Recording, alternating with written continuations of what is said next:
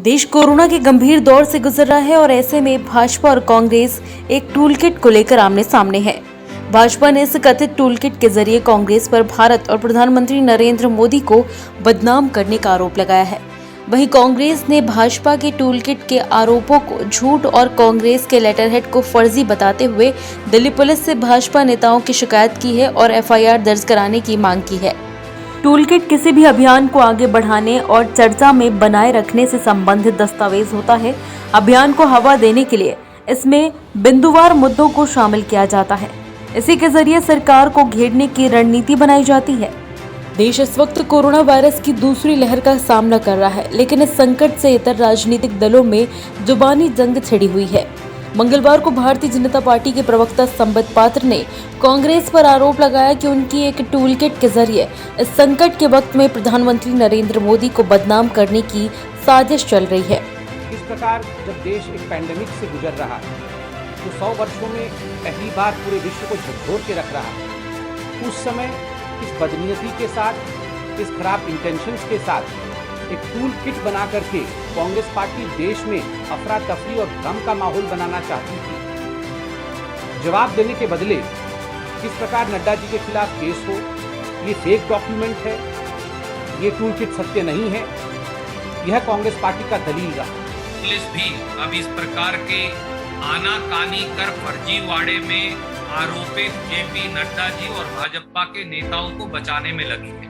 Bharatiya Janata party समय समय पर इस प्रकार के तमाशे, इस प्रकार के खेल, इस प्रकार के प्रपंच और षड्यंत्र करेगी। न कांग्रेस गई न कांग्रेस जाएगी। हमने एफआईआर दिल्ली पुलिस को दी है, हमारे साथियों ने कई और जगह भी एफआईआर के लिए दरखास्त दी है।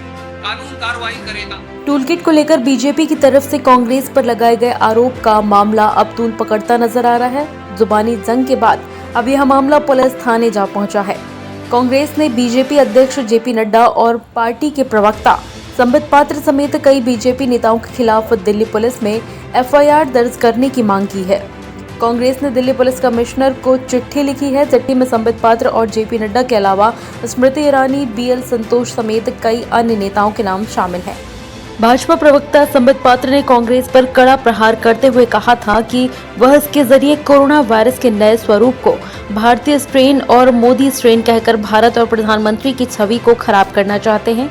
पार्टी ने कहा, इस टूलकिट से खुलासा होता है कि जब पूरा देश कोरोना के खिलाफ जंग लड़ रहा था, तब कांग्रेस ने महज अपने राजनीतिक स्वार्थ के लिए पीएम और देश को दुनिया में बदनाम करने की साजिश रची। पात्रा ने कहा कि इस संकट काल में कांग्रेस और विपक्षी नेताओं की राजनीति उजागर हो गई। उन्होंने टूलकिट साझा करते हुए कहा, इससे कांग्रेस ने सरकार को घेरने के लिए अपने इकोसिस्टम के जरिए देश में भ्रम की स्थिति पैदा कर सियासी लाभ उठाने की कोशिश की है। टूलकिट में सेंट्रल विस्टा प्रोजेक्ट के तहत हो रहे निर्माण कार्यों को मोदी महल लिखा गया, कुंभ को सुपर स्प्रेडर के रूप में प्रचारित करने, पीएम केयर्स फंड से दिए गए वेंटिलेटर पर सवाल उठाने और पीएम को बार बार पत्र लिखने की सलाह दी गई। वहीं कांग्रेस शोध विभाग के चेयरमैन राजीव गौड़ा और सोशल मीडिया प्रभारी रोहन गुप्ता की ओर से भाजपा अध्यक्ष जेपी नड्डा, स्मृति ईरानी, संबित पात्र, बीएल संतोष के खिलाफ पुलिस को शिकायत देकर एफआईआर दर्ज करने की मांग की गई थी। वहीं अब यह मामला सुप्रीम कोर्ट पहुंच गया है। सुप्रीम कोर्ट में दाखिल अर्जी में कहा गया है कि टूलकिट मामले में कांग्रेस पर जो आरोप लगाया गया है उसकी जांच की जाए और अगर जांच में आरोप सही पाया जाता है और जांच में पाया जाता है कि कांग्रेस एंटी नेशनल गतिविधियों में लिप्त है और लोगों के जीवन से खेल रहा है, तो कांग्रेस पार्टी का रजिस्ट्रेशन सस्पेंड किया जाना चाहिए। साथ ही निर्देश जारी किया गया है कि कोई भी पोस्टर और बैन एंटी नेशनल ना लगाए जाए। वहीं इस मामले को लेकर आरोप प्रत्यारोप का दौर जारी है। राहुल गांधी ने इस मामले को लेकर कहा कि मोदी सिस्टम में जितनी आसानी से सवाल उठाने वालों की गिरफ्तारी होती है, उतनी आसानी से वैक्सीन मिलती तो देश आज इस दर्दनाक स्थिति में नहीं होता। कहने से कोई काले झंडे लगाएगा नहीं, क्योंकि वो दुर्भावना से प्रेरित है। एक बात वो खुद ही अपने पे लगा लें, वही पर्याप्त होगा। जहां तक दूसरा सवाल है उमंग सिंगार जी का, तो उनके बारे में मेरे से ज्यादा अच्छा कांग्रेस के लोग बता देंगे। हमारे अधिकारियों के संपर्क में बहुत सारे बड़े बड़े कांग्रेसी हैं, आप उनसे पूछो, वो ठीक बताएं। कोरोना वायरस से देश का बुरा हाल है। हर दिन लाखों नए केस सामने आ रहे हैं और हजारों जानें जा रही हैं। इन सब के बीच भारत की दो सबसे बड़ी पार्टियां एक दूसरे पर आरोप लगा रही हैं। टूल किट फिर से सुर्खियों में है। आइए जानते हैं कि क्या है पूरा मामला।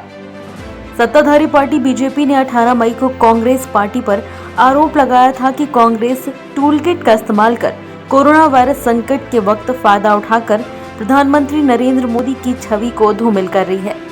कांग्रेस ने इन आरोपों को खारिज करते हुए किसी भी तरह की टूल किट के इस्तेमाल से इनकार किया है।